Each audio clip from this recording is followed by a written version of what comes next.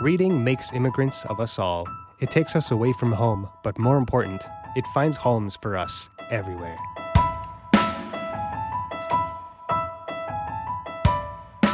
Welcome to AMI Audiobook Review. I'm Jacob Shamansky here with not Ramya, she's not here.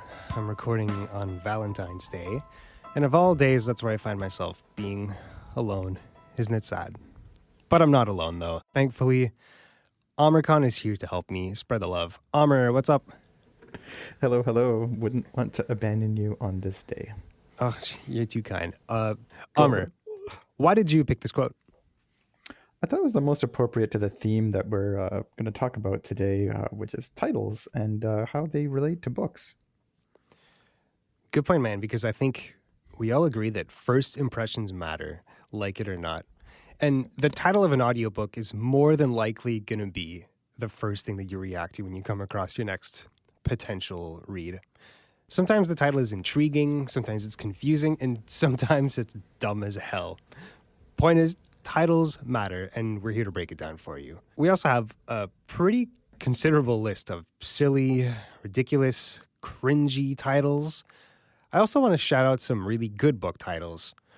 Plus, in the second half, we're going to talk about something that I can't believe we haven't talked about already, and is listening to an audiobook the same as reading print? I think that's a conversation that you see online all the time, and I can't wait to get into it with you, Amr. So here's the thing with titles. It sounds like such a small part of the book, but if a book title is crappy and you don't read it, then that title made you a huge disservice. And I'm sure publishers understand the importance of titles, but that doesn't stop them from every year publishing books with god-awful titles.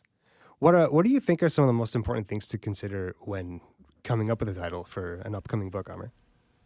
I think it should grab your attention. In a lot of cases, titles sometimes speak to more than just the title. I mean, for Andre Agassi's book, his book is titled Open, which is again a double entendre because he's a tennis player and you have the US Open. And it really makes sense for an autobiography for him. In general, a lot of authors like to theme their books, especially if they have a series going on in terms of their titles. Mm-hmm. So the Eagle Elite series, which I've talked about before, all of their sort of main books start with an E. So, Elite is the first one, and you have other ones like, Elevate and Illicit and, all these, starting with an E, that sort of thing. Yeah, it's kind of like an alliteration. Exactly, and then it sort of binds the series together, and again, it makes you sort of when you're taking a look at it, or if you're browsing, the web and looking for a new thing to read, and you take a look at it, oh, that's kind of interesting that all of them start with an E, and then you want to know more about it, and you start digging into it. There's a lot of other titles which sort of are the same titles that have been repeated throughout time. So those can be sort of in the other direction where you may not know anything about what it is, but you're sort of curious to see what it is. There's some famous series as well. Sue Grafton is probably the most famous with her murder mystery books, which she attempted to write basically from the entire alphabet from A to Z. Unfortunately, she got up to Y and wasn't able to complete the whole series. Oh, no, so close to the end. So close to the end. Oh, that's so sad. She was super famous. I think her books were translated into like 26 different languages throughout the years from 1981 or 1982. That's very close I think. to the amount of letters in the alphabet too. Was that on purpose? Exactly. Oh my God, exactly. Spooky. But what do you mean from A to Z? Like the first letter of the books started? Yeah. So the first title of the series is Alibi. And I think the last one with the Y is Yesterday or something like that is the name of the book. Okay, but let's be real. Like these Mm-hmm. naming conventions for series, like there's no real reason to do it that way. Like it's only because it's kind of cool, right? It's kind of cool, and I think it's kind of creative too. Creative as well. I mean, just like any sort of really good sort of Netflix series or TV series, sometimes it has one theme and you're just like, how can they possibly make it interesting to the next episode? And they do. And you're continually sort of blown away by that. And I think Sue Grafton's series is like that. The Eve Dallas series that I've been reading, I mean, I think there's 60-something books. The official name of that series is called the In Death series. So Celebrity in Death, Portrait in Death, whatever in Death. And you're like, how many books can they possibly? But yeah, it keeps going, and they're just as interesting as the last one. In Death, jeez. So it's a series where every book in this series had at least one word in the title in common, which I've seen that before. Like in the Dune Hmm. series, it starts with just Dune, then Children of Dune, then Dune Messiah, Hmm. God Emperor of Dune. I know Robin Hobb has books like that too. Like she has Assassin's Apprentice, Royal Apprentice, and then Assassin's Quest. Like it's a way Hmm. to be able to put something in common between like all these three books. And when you look at authors that have a massive output, sometimes the recommended reading order can be really confusing. And I hate it especially when the audience don't agree on what the reading order is. That drives Yeah, me nuts. it can be really jarring sometimes. I mean, I mentioned the Eagle Elite series. I mean, all of the main books start with an E, but then, the author goes back and does an in-between book, and one of them is called Bang Bang. I'm like, couldn't find something with an E? Like, come on, guys. They didn't try very So hard. no, it's just, sometimes it's like that. The Eagle Elite series is actually really interesting too because they have, and a few authors have done this. The first book, when you actually read it, it's jarring because you don't have a whole lot of context behind it. The author sort of just drops you into this environment, and you're sort of trying to catch up and wondering why everybody's a jerk and what's going on, and it's not really explained, but it's still a great Hmm. book. But there's a 1.5 version of the book, which is the next book, which is basically the same timeline as the first book, but from a different character's perspective, and everything makes sense when you read that book. So yeah, reading order is important, but it can also be sort of enlightening in a different way.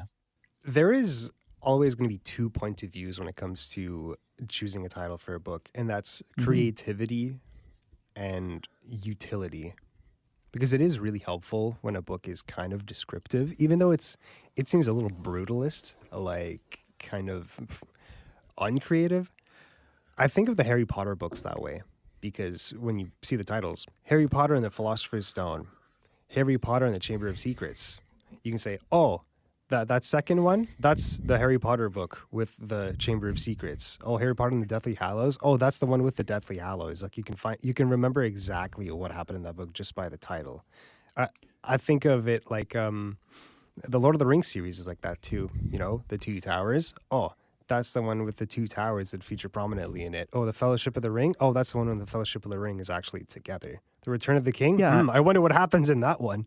and I think that's a common theme for some authors. Michael Connolly's another one like that. The Harry Bosch series. It's very descriptive in terms of what's going on in the book and or things that are related to his character or geographic Hmm. locations, right? Because I mean, again, it's a murder mystery. He's an LA cop, and there's a book called Angel Flight, and that has to do with the Angel Flight uh, gondola that's in LA. There's trunk music, which is a term the cops use for the type of party they have to break up or whatever. So Trunk there's all these music. sort of like, yeah, they have all these weird titles, but like when you read the book, it's very, like you said, very easy to remember. Oh yeah, trunk music. I remember what that one is about. Or Angel Flight. Oh yeah, that's the one with that gondola thing in LA. There is a special category of book titles that I would categorize as uh, ambiguous. Like, what does that even mean? But the book explains what it means. I think of Catcher in the Rye, books like that. Can you I think of any others like that? There's one I came across recently called Speechless. And when you look at the Sila homepage and do a search for Speechless, there's actually 4 different books, and they're all very different. Um, the one that I had come across, and I think I spoke to this about a year ago, it's basically the story of a Nigerian person who was accused of adultery and put on trial, and a Canadian journalist that was there at that time, and basically the book is sort of going through the themes of when should you and when should you not get involved, and when you should not be telling somebody else's story. So the title is very appropriate in terms of being Oh, yeah, I speechless. see. Hmm. And the other books in the Sela collection are, of course, nowhere near any of those themes. So um, it's interesting to see how some things can sway you different ways. So I've gathered a big old list with the help of our apprentice Dante of terrible titles, and also a couple shout outs for great titles. So I have quite a few, and I hope that you, Nisreen and Amr, you gathered a couple yourself. Niz, do you Uh-huh. Sure. have any? Yeah, you do. Yes, I do. Oh, you sound like you have something you're I'm excited to share. excited. Let's hear it. Okay, but I categorize these in a couple different places. One category is clickbait, sentences, unrepresentative, egregious from the get go, and cringe. And then also good titles, like I suggested, like I mentioned earlier. Okay, in clickbait, you'll notice that a lot of these are nonfiction self help from American authors. Make of that what you will. But the first one is The Art of Not Giving a F. This one was super popular, and anytime you went into a bookstore, you would see a display with this book, The Art of Not Giving a F. I just find it Yeah. super clickbaity because it's like it's literally just there because of the title, and it's like it feels so edgy. It's so proud of itself that it has a swear word in the title. And to be clear, it's F and then a couple signs and stars to cover the rest of the F word. Yeah, I mean the similar one that I have on the list is um, Zoe punches the future in the dick, which I've talked Ugh. about before. It's weird because it's a totally cringe title, but the book is so off the wall it fits. Okay, that's like the book itself kind of justifies the title, but I'm not gonna lie, that elicited an eye roll from me. What about you, Niz? Exactly, and the first book, and that's the second book in this series. The first book in this series is called John Dies at the End. So it's also a out there sort of title. You're like, what on earth does that mean? It's so meta. I don't know, these books that are very meta, self-referential, like I don't know if it's just me, but I find that kind of stuff has been a bit played out. It's just so postmodern and like kind of acknowledges that everything's been done already. And it's kind of cynical. And that's why I don't really like things that are very self-referential and very like third person. For titles like that, like we just talked about, it makes me want to read the synopsis just because I want to make that determination on myself. Does this fit the book? Is it an off the wall book, or is it just like a clever clickbaity title that's trying to get me into the book, but I have no interest in the book? Can you read the Punch Me in the Dick title again? What's the full title? Zoe punches the future in the dick. Ugh. Oh, I still don't like it. What do you know what the book is about? I read it. The book is fantastic. It's basically set in the Oh, okay. future. And basically the premise of this particular book is that a sort of very middle class type of person has inherited a whole lot of money, and she's into tech. And this is all set in the future, so she is running an empire but doesn't really know what she's doing. And there's all sorts of people who want her money and want her power and want her company and want everything. So she has to sort of fight them all off with whatever skills she's got. Like literally fight? Like punch and scratch? Uh, More on the business sense, but that too. Oh, okay. The punch in the dick is more of a metaphor. An Oh yeah, most exaggeration. definitely. Most definitely. Jacob, I kind of disagree with you. I enjoy those off the wall titles. As Emma pointed out, it makes me want to read the synopsis and see if this is relatable to the actual book, the title is relatable to the actual book, or it's straight up off the wall. So I don't know. There's some crazy titles I found that I'm like, ooh, this is interesting. And then when you read the synopsis and you're like, okay, maybe this will interest me even more. So just getting somebody to read the synopsis is a big step for that. I think there's the point to being provocative as well. I mean, Susan Jane Gilman is a writer that likes to have very provocative titles. I mean, I've mentioned one of my favorite books, which is Undress Me in the Temple of Heaven, which has nothing to do with that title. It's an autobiography of her trip to China with her friend. And it's a fantastic book, but man, I mean, we were talking about recommendations a couple of weeks ago. It's so hard to recommend that book without having people cringe, blush, and or judge, right? Because it And sounds like an erotic novel. it does. And her other novel, which I haven't, which I've attempted a couple of times, but I haven't, gotten to the frame to read, is another autobiography of hers called "Kiss My Tiara." So she has those sort of edgy sort of titles, which can appeal to a lot of people. I don't know. When I hear titles like that, it's not just that I cringe, it's that I feel like they're unserious. And if you have a jokey book title, then I kind of expect your book to be jokey and unserious. And this kind of goes into one of the categories of bad titles I want to get into, and that's unrepresentative. But I'll get to that in a second because I have more clickbaity titles. This is another one that absolutely kills me. How to Win Friends and Influence People. Sounds like a psychopath's handbook. Because it's not about making friends, it's about winning friends. And it's not about how to get people to like you. It's about how to influence them, because that's what you want to do with people. And then there's another one called The 48 Rules of Power, which sounds like a super alpha male CEO handbook.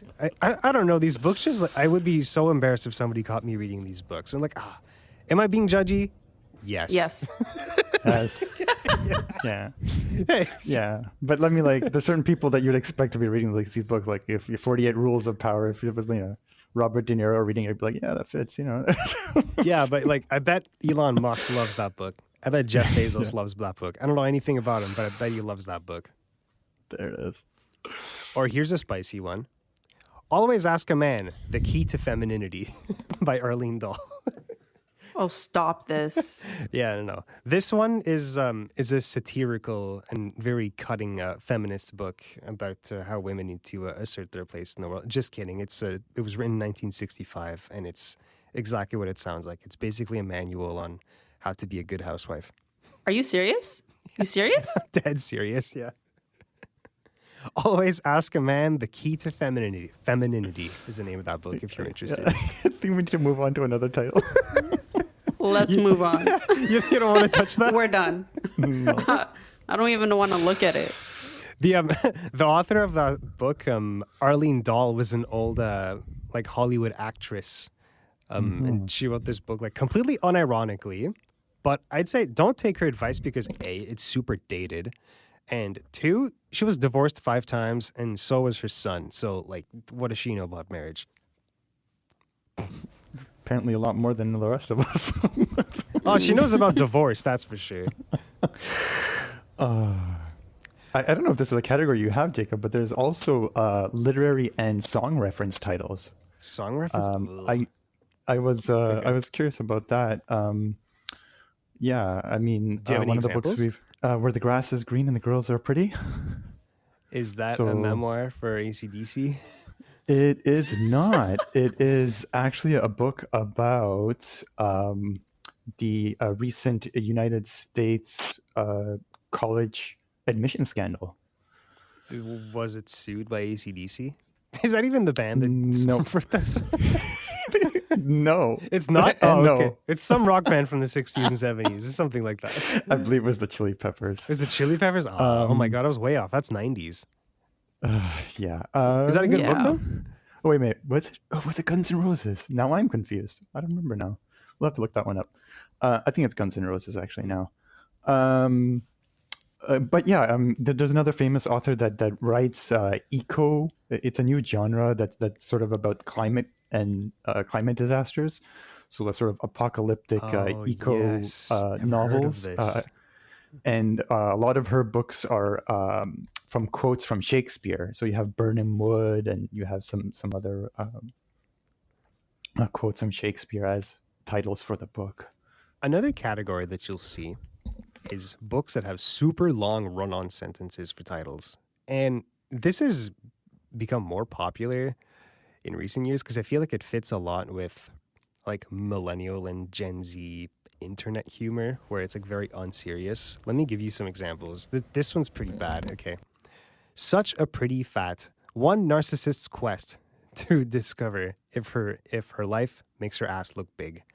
Or why pie is not the answer. That's the whole title. Wow. No, this is going Wow. back to like the 1800s, I think, when it was sort of the norm to have like three sentence or three line titles running around. I mean, I think Darwin's Origin of Species was also like almost like a paragraph in terms of the actual official title. Right. It seems like there was very little distinction between like a scientific paper where they have extremely descriptive titles and novels. Like that's just how they Yeah. publicize things. And I think it was sort of a matter of pride back then as well. I mean, the longer that you had a title, the better the book or something. So even Holdman's book, Sense of the World, which was basically a memoir of a blind man who traveled the world in the 1800s. I mean, his two books, that their titles are a mile long. I mean, it's just ridiculous. Yeah. I drop the book if it's too long. Like the title should not be that long. Okay, well, you're not going to like this one. The Hidden Life of Trees, What They Feel, How They Communicate, Discoveries from a Secret World. Is that the title or the synopsis? That's the title. No. That's the title. The synopsis is 400 pages. No. So I'm going to have to make a joke on that one and ask if it's one of the Lord of the Rings books. The Hidden Life of Trees, yeah. The Hidden Life Events. No, I love this book. I mentioned it in a previous episode. This one's about it's about a German forester who talks about all his knowledge about trees, and it feels like your kindly old grandpa is walking through a forest telling you about everything he knows about trees. And you learn about different species and their specialties. It's very cozy pop science. Great book, terrible title. Moving on. This one's pretty bad too. The Guernsey Literary and Potato Peel Pie Society. So going back to our recommendations episode that we did, somebody actually recommended this to me, and it took me at least 2 weeks to take it seriously that I should actually take a look at the synopsis just because of that title. The synopsis should really go with the title. There's something I really appreciate in like news articles is that they'll often have like the title of the article plus like another, I don't know what they call it. It's like a subtitle almost that's much more descriptive. And it's like, It is a subtitle. it's just called a subtitle. Yeah. Yeah. It's very handy, but you see this sometimes. Like the book I just mentioned, The Hidden Life of Trees, like full stop. That should be the name of the title, and the rest is the subtitle. But it's not represented that way. It's kind of like that's the whole title. I think what really should be happening, if I had my way, is all these book publishers, these places where you buy books online, they should make a clear distinction between the title and the subtitle and not just lump it all in the same title field. But that's just me. I have another one here. Why We Suck, a feel-good guide to staying fat, loud, lazy, and stupid. I mean, I that's love that one. That sounds like a book none of us should read. I love that one. I haven't read that one. I haven't even read the summary, but that's a pretty damn good title, even though it's a bit of a run-on sentence. I'm not gonna lie. Jesus, Potter, Harry, Christ: The Fascinating Parallels Between Two of the World's Most Popular Literary Characters. Sounds like an essay that covers the parallels between the story of Jesus Christ in the Bible and Harry Potter in the Harry Potter series. Sounds like a thesis to me. Yeah, it does sound like a thesis. Jesus, Harry Potter, Christ. That's kind of a funny title. Another category that bugs me, it's not that it's a bad title exactly, it's that it's misleading, and that drives me crazy. Let me give you an example. Talking to Strangers, What We Should Know About the People We Don't Know. I recommended this one to Ramya in a previous episode, and you would think it's about how to talk to strangers. It absolutely is not. Like, that's not what the book is about, and it drives me crazy. Another one is One of Us is Lying, which is a popular, like, YA murder mystery series. What's stupid about that title is that nobody ends up lying. No, like, none of them are lying. I don't know why it says One of Us is Lying. Spoiler alert, but I was expecting the whole fun of that book was that you did find out that one of the people in the book was lying, but nobody was lying. That was the whole thing. It drove me crazy. Yeah. Yeah, see, I hate those books that have nothing to do with the titles. Yeah, or sometimes it's so loose that it's hard to figure out. I mean, one of my favorite books is by Orson Scott Card, which I recommended to you, Jacob, Ender's Game. And although there is a game in the book, it just, I don't know. To me, it never felt like the right title for the book. It's a fantastic book, but Right, because the game is not even close to being the main thing in the series, right? it could be construed as such, but it's just one of those things where you're just like Brandon Sanderson's The Emperor's Soul. It's like a perfect title. It's exactly, encompasses what's going on in the book, and it just fits so well. And Ender's Game is sort of the opposite, where like, yeah, it can fit, but there's probably a better title around for it somewhere. They didn't shop the title a lot, or at least they should have a lot more.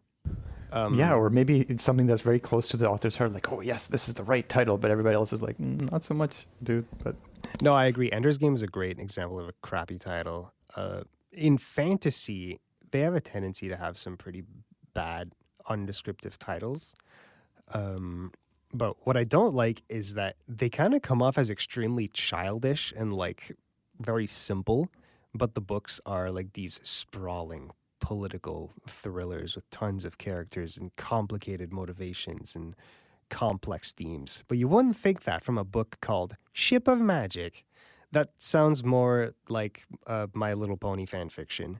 Like, it's kind of embarrassing to say that that's what I've been reading recently.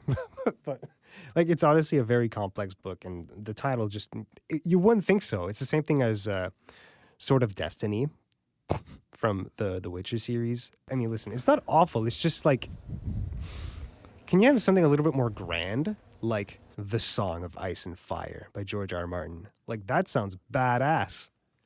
it really does. And, I think that's where, sometimes authors and publishers and, that whole sort of rigmarole of okay, what are we going to call this thing kind of comes together. Some authors are really particular about their titles and want them to be provocative and really know what they want their book, and others don't. I mean, another one sort of along the same themes as what you just said there, Jacob, is Embers in the Ashes. And you're like, that sounds pretty, interesting to some degree, but the book is so much more layered than that. And then, after you finish the series, like, wait, what does that have to do with the title? Like, I don't know. Yeah, where did you pull the title from? Here's another category where the book title is just egregious from the get-go. Example, I Wish My Kids Had Cancer, a family surviving the autism epidemic. Okay. What? Okay, come on. Wait, before moving on, here's another one. Louder Than Words, a mother's journey in healing autism. Guys, come on. The premise in the title is already wrong. And these are not books being like, writing it ironically. It's not. They're dead serious. Yeah, I think the one that comes in that category that we've read recently is at the book club is I'm Glad My Mom Died. Yeah. Well, that's a very well-regarded book, isn't it, though? Yeah. That was a really good great book, but it's one of those titles where you're like, But is she literally glad her mom died? Or is that a bit of an exact... Yeah, she is? Oh my God. I'm okay with that. Here's another one in that same category. Birth control is sinful, and the Christian marriage is also robbing God of priestly children. What in the hell? Yo. Wow. Moving on. I mean, this actually lines up kind of well with the next category I want to touch, and that's books that are cringe. They're really cringe titles. Like, Arya sometimes hides her feelings in Russian. Ugh. Yo, eye roll because you're trying way too hard. My youth romantic comedy is wrong, as I expected. Ugh. I can't. These are so hard to read. I get you. Oh my God. I found so many crazy, bizarre book titles. I'll give you 3. Yeah, please. Jacob. Yeah. The first one's not so bad once I read the synopsis. So the first one was The Man Who Mistook His Wife for a Hat and Other Clinical Tales by Oliver Sacks. Oh yeah, I saw that one too. That was on my list. So Come on. Yeah, I'm not reading that. What? But it's divided into 4 parts, each of which consists of a series of brief case studies centered around some aspect of neurology. He describes the case histories of some of his patients. An example of one of his case studies is one of his patients has visual agnosia, a neurological condition that leaves him unstable to recognize faces and objects. So once I read the synopsis, I'm like, okay, it's not so bad of a title. It's not so random. The next one I found was Don't Pee on My Leg and Tell Me It's Raining. by Judy Scheinlin I've and heard that Josh expression Getlin. before, though. Don't pee on my leg and tell me it's raining. This is a famous American family court judge, Judge Judy. Wow. Everybody knows her. Yeah.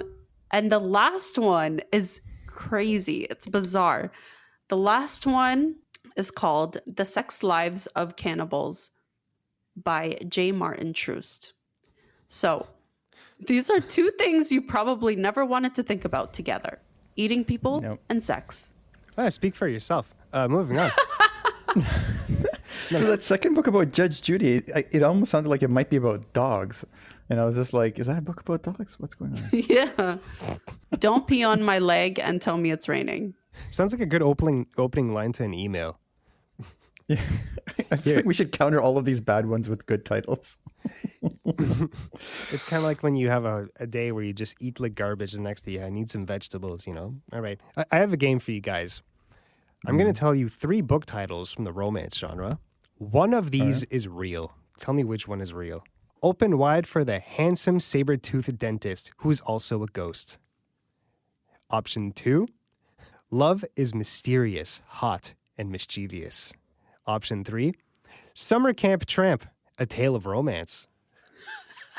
I'm going to say option 2 is real. Omer, I'm going to agree with Nasreen on that one. you guys think option 2, Love is Yeah. Mysterious, Hot, and Mischievous? Yeah. Yes. I made that one up. The real one is the first one. Open Wide for the Handsome Saber-Toothed Dentist, who is also a ghost, is a real book that was published by a real company. You guys are wrong. With real words? With real words.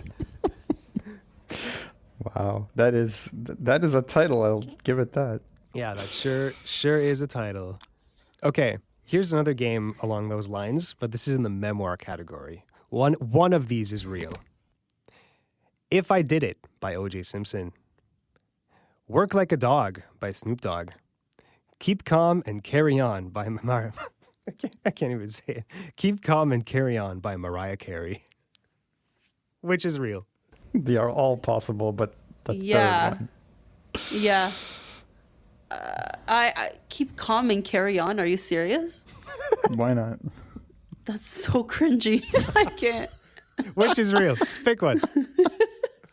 Maybe the Snoop Dogg one? Oh, I'm going to go with the third one. Third one? Okay.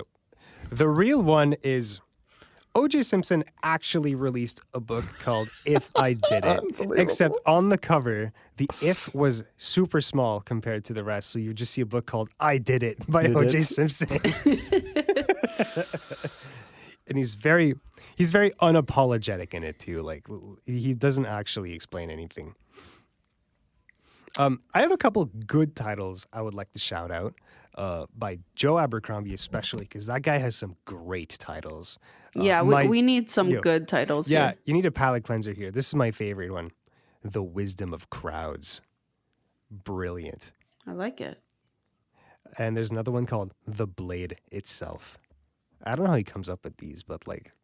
And honestly, I can't even explain why I like them. They just sound profound, ominous.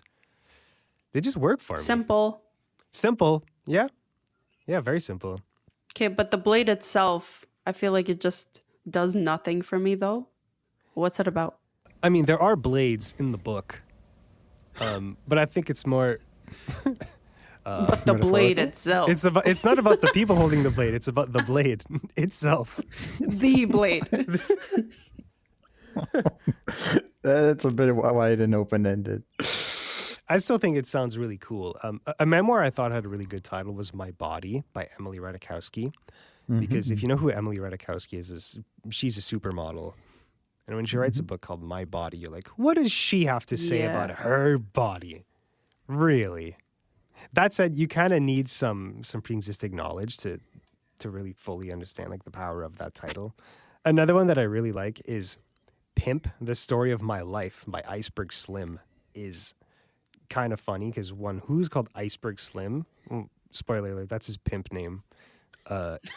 It's a real book, and you wouldn't think that a pimp would use his pimp name for his like pen name, but like this book was really hard to read. I read this a while back, and it's literally about like how this guy decided to become a pimp in like 40s and 50s Chicago.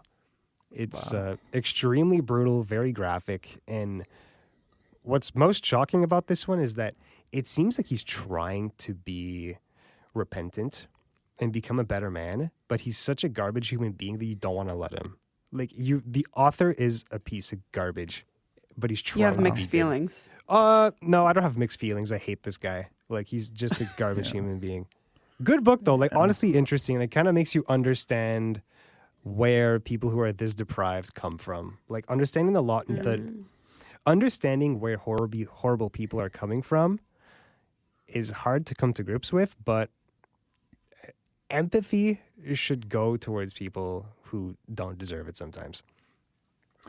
Yeah, I mean, good book titles in that theme on my end. Jacob, I Shall Not Hate by Dr. Abu I Leish. shall not hate.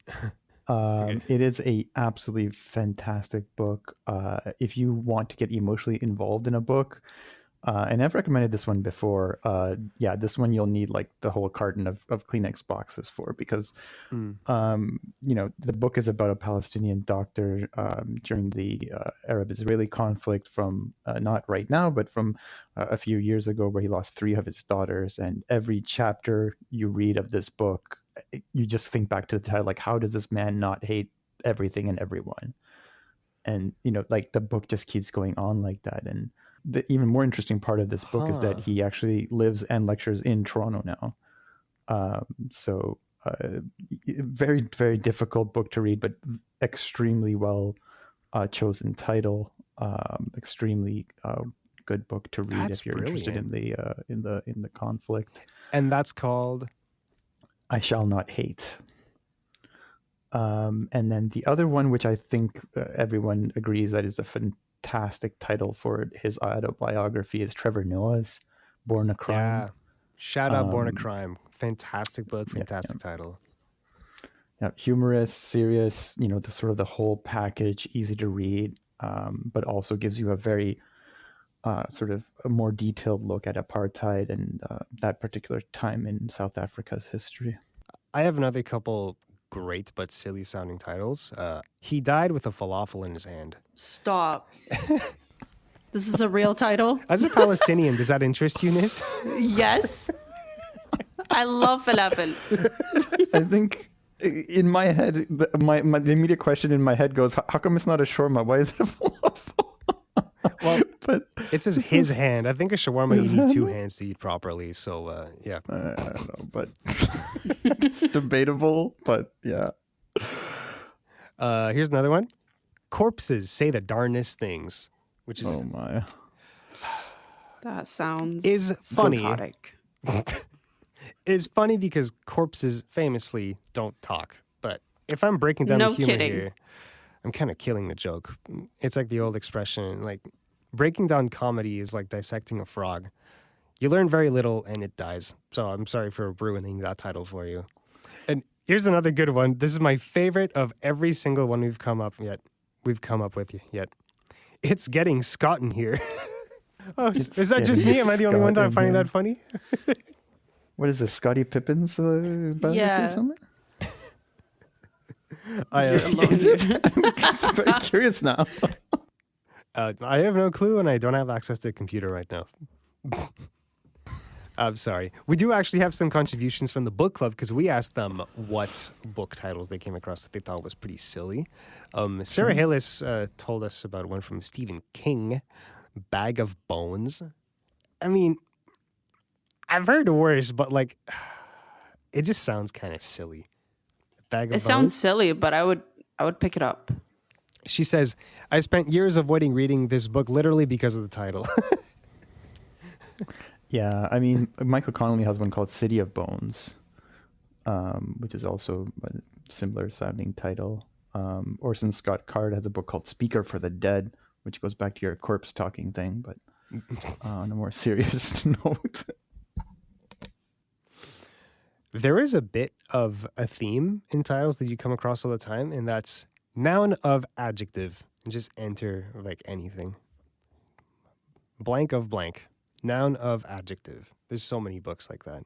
Daniel McLaughlin mentioned a book called Defending Pornography, which is a pretty eye-catching title to start with, but she also adds that the book, when you buy it in print, is in bright yellow, like super bright yellow, like as bright as it can be. So if you're reading that in the airport, you bet that everybody knows exactly what you're reading. And I don't exactly know if you want to be seen reading a book like that. I mean, Imagine being on the subway yeah, and just reading that book. yeah, what an intellectual over here. Yeah, and then that's in our country. Imagine reading in some other countries. Yeah, that'd be Yeah, good luck reading that in Saudi Arabia. yeah. God. All right, Amr, stick around. You're going to be here after the break. You tuners, of course, you're always here. But we're going to be talking about something that I can't believe we haven't talked about yet, and is listening to an audiobook the same as reading print? There's a lot to unpack here. You're listening to AMI Audio. I'm Jacob Szymanski. We'll be right back.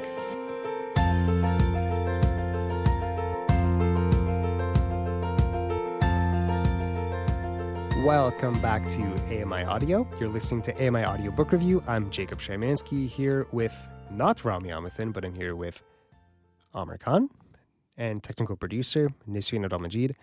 Hey guys, I want to talk about whether listening to an audiobook is the same as reading it. And there's a lot of angles you can take to this.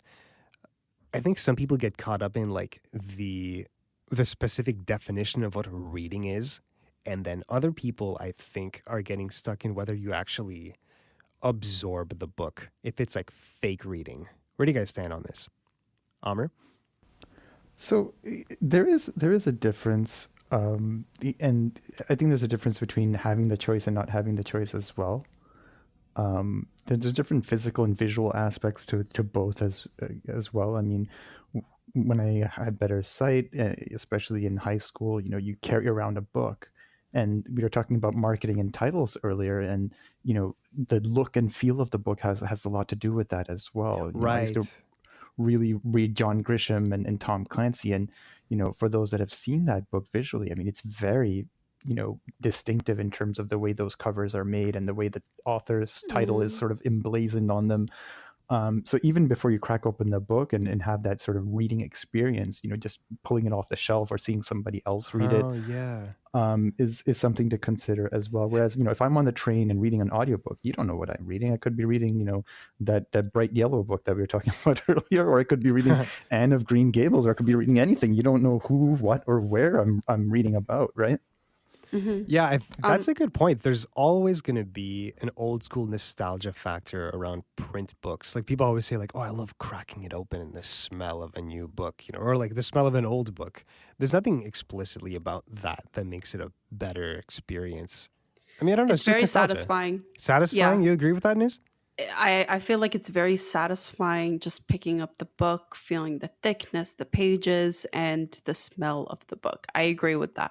However, Emma brought a good point in terms of whether you have a choice in reading print or listening to an audiobook, right? So for me, I didn't think I would like audiobooks. I feel like it would be just a voice that, I don't know, it just bothered me in the beginning of having that idea of somebody reading it to me. But once I started, I wouldn't be able to go back to print even if I could. It takes some getting used to. And yeah, when you read a print book, it takes some time to become a good reader and just how to organize your brain to be able to manage many characters and remember what happened and to be able to predict what's about to happen. Just to fully comprehend what's going on, it takes time and skill. It's something to work on, being able to like properly comprehend reading. Like we literally get evaluated in this in English classes, right? Like reading comprehension. It takes a while. Yeah. And I think when you listen to a book, it's a different type of comprehension because you need to actively listen, which is something that not everybody has. And I can say for myself that I've gotten much better at listening to audiobooks because I remember reading series that I couldn't tell you what the hell happened. This was like maybe like 4, 5, 6 years ago. I remember reading books and then like 2 months later I'd be like, I don't really remember what happened. It was a bit of a blur, but the books I read nowadays, I comprehend very well, much better. That's because I've gotten better at it. All that to say that there is an obvious difference in the way that we process reading print and reading books. But what bothers me is when people gatekeep reading by saying that audiobooks are, it's not real reading, or you're not actually reading the book. Yeah, they say it's Right? fake reading. It's fake reading, because I think when they picture people listening to audiobooks, they just like play it in the background at 2x speed and don't actually listen. And then later on they'll be like, oh yeah, I listened to this book. But did you really? And in that case, I agree with you. You didn't actually listen to the book. But that's not how most people who listen to audiobooks listen to audiobooks. Why would you waste your Yeah. time listening / not listening to a book? Sure, you're hearing it, but you're not listening to it. People absorb mean- it differently, though.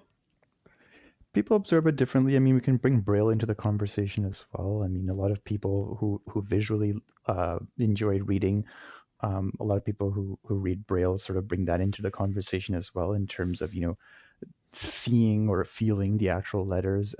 Brings another piece or another dimension into the reading experience, and that is something to consider. I mean, for people like Nasreen and myself who sort of transitioned, it also takes that sort of getting used to, not just from a hearing perspective, but from a sort of mental psyche perspective as well, in terms of, when you're reading print, it's your voice in your head when you're reading. I mean, that's just, the way it is. To let somebody else's voice in your head, whether it's human narrated or synthetic, it sometimes takes us a conscious decision to do that. I mean, some people take to it very quickly, and that's just the way it is. But I think I'm speaking for you, Nasreen, but for myself in particular, that was something where I had to think about, where okay, there are audiobooks and I can't read print that easily anymore. I'm at large print, and now even large print is difficult for me. But do I want to pick up an audiobook and lose that, my own voice in my head, and sort of give that up to somebody else? And at this point, Amr, you're pretty much fully exclusively audiobooks. Do you miss having being able to create those voices in your head? To some degree, but it's amazing what the human brain can do sometimes. I mean, Ray Porter is an absolutely phenomenal human narrator for action books, and I really enjoy the Orphan X series. But I started that series in synthetic, and I really got used to that. And somebody told me, "Oh, you know what? Ray Porter has this series," and I picked it up. And for kudos goes to Ray Porter for how good he is. But I just couldn't get into it after reading 3 books with my own voice in my head with synthetic. So I had to go back to synthetic, and that's very rare for me to pick up something synthetic over something that's really well done human narrated. Why audio. would you choose synthetic over Ray Porter? That's baffling. Yeah, nobody was more baffled than I was. I'm like, I guess I just created voices in my own head. So that can surprise you sometimes too. Amr, I was in the same boat as you, and you too, Niz, I think, where I used to be able to read print. I think you can still read print, Niz, right? Barely, but I really can't. It's exhausting, uncomfortable. right? Yeah. It's exhausting. You get migraines, and unless it's large print, as Amr pointed out, it's not going to be possible. Anyways, regarding like character voices you can have in your head, I remember when I would read, those voices weren't very vivid. When I listen to audiobooks now, the characters are much more alive than they ever were when I was creating the voices myself. So I can't really relate to that experience of creating the character voices in your head and implanting accents and intonation and specific characteristics of the voices. Yeah, I think it's this very individual thing, right? I mean, just like a good human narrator versus somebody who's maybe not so good at it, but some of us have a greater capacity for creative in our heads, and some books lend itself to that too, right? I mean, like I said, this is an exception. This is not the rule for me. For 99.9% of the books out there, I would definitely choose the human narrated over Right. synthetic and my own head. But for some reason, the Orphan X series is just, especially the way that it's laid out and stuff, there's not that many characters. A lot of it is a first person narrative of the character himself. So, me personally, I was able to sort of create that world in my head, and I liked it. But yeah, going back to physical books, I mean, I think there is, that old school concept of having books on your shelf as well, and being able to just, randomly pick one and at some page and, I reading it. do miss that. There were a lot of uses for old books. They would make good doorstops. You can prop things up on them. No, doorstops. Ouch. Ouch. Oh my. Yeah, I have books laid out just for decor at this point. They're still satisfying to me, but I agree with you, Emma. I feel like transitioning to audiobooks was really hard, because I'm like, okay, am I going to lose that creative side where I can hear the voices? I'm imagining the voices in my head. But Jacob, I feel what you feel in terms of it became more alive to me. Right. The voices were more alive. It takes time, though. It takes time. And it's even with a mediocre narrator, which if we rate things on a bell curve, like most narrators that you come across are going to be mediocre, just okay, especially if you're reading niche books. That's okay. If the narrator is just okay, you can still have extremely vivid images in your head, and it still plays out like a movie. Yeah, I mean, I think the other dimension to take a look at this, I mean, we've been talking a lot about, individual reading for ourselves, but what comes to mind for me is also children's books, right? I mean, traditionally you would read a book to a child, a picture book or whatever it is, and I haven't really had that experience of trying to do that with something like an audiobook.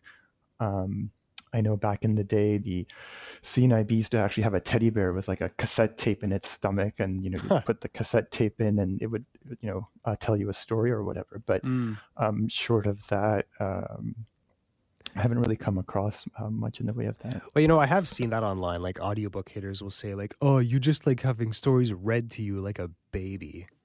I go, "Okay, sure." Like maybe there's a reason why children like that, because it's a very engaging way to be like to consume a book. I want to add something. Nowadays, we all have a minuscule attention span, right, Niz? Absolutely. It's bad, eh? We all have. Agreed. We don't even have the patience for those long titles we were talking about earlier. I was getting bored like halfway through. But listen, like when you sit down and listen to a book, and I mean like really sit down and do like nothing else and just listen. That's a great exercise in discipline that's going to improve your attention span. Like, I think my attention span is better now than it was 3 years ago when I only read a little bit. And now I listen to audiobooks all the time. I can easily sit down and calmly listen to a book without interruption for a solid 2 hours and fully comprehend everything that's going on. And I can't say that was the case a while ago, because I would get bored after 30 minutes. The cases that people make for the actual visual reading aspect as well is that basically when you're doing that, you can't really do anything else, right? You've got your eyes on the page, you can't be cooking, cleaning, whereas with an audiobook you can. That's where the discipline comes in. Like you have to force yourself to actually listen, that's what attention span is to sit there and force yourself to pay attention. And that's where I think audiobooks can be really helpful for that.